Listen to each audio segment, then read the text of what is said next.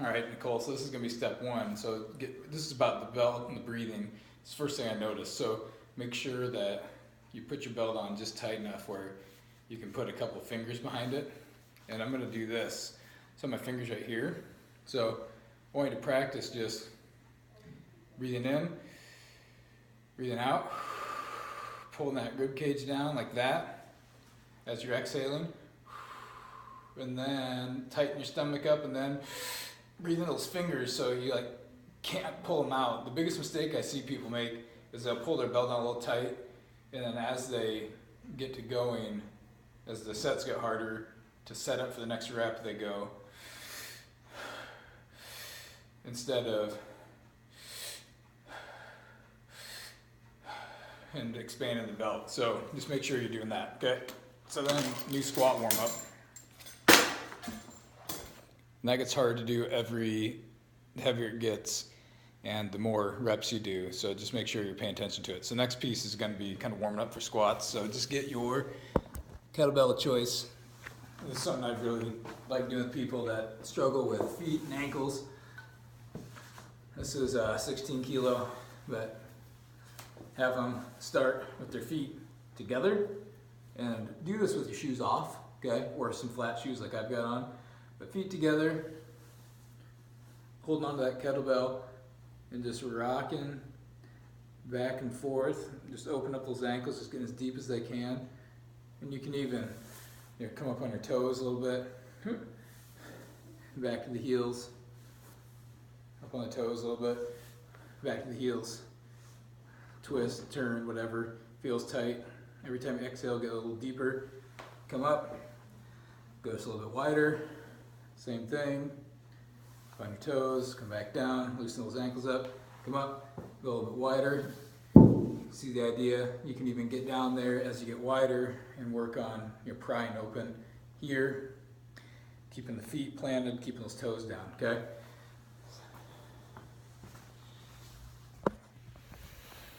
Then you just work regular goblet squats. What that's going to allow you to do is think about more sitting down. And why this is important is I see wearing lifting shoes, and when you're wearing the lifters, which is fine, but when the lifters, the idea is to keep an upright torso and sit down.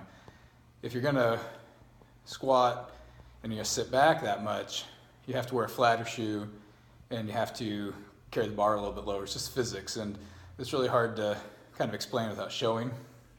Hopefully you can see what I'm gonna do. Okay, put this over here.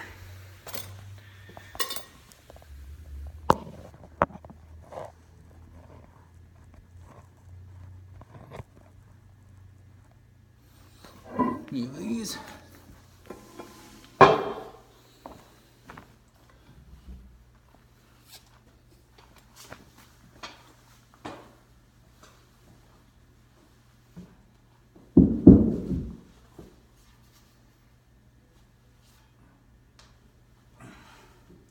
So the last piece of this are going to be sitting back in that squat stance and grabbing the bar and pulling the lats tight like you're trying to break that bar over your back. That's the last little bit that you need to keep that back stable.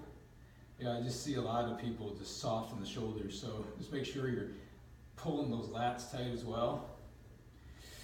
Breathing out that belt and just sitting down and up and not reaching back so far here. What's going to happen if you have the bar high and you're sitting way back like this is to come up, you have to bring the butt first. Your body's trying to find tension because it can't drive straight into the bar because it's out in front of you, see? If we're here, and that bar is over the center of my foot, I can just push straight up into the bar.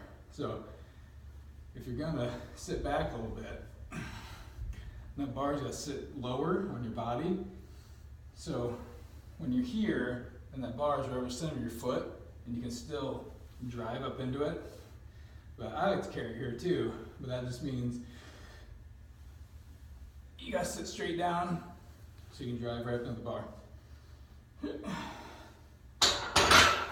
Hope that helps.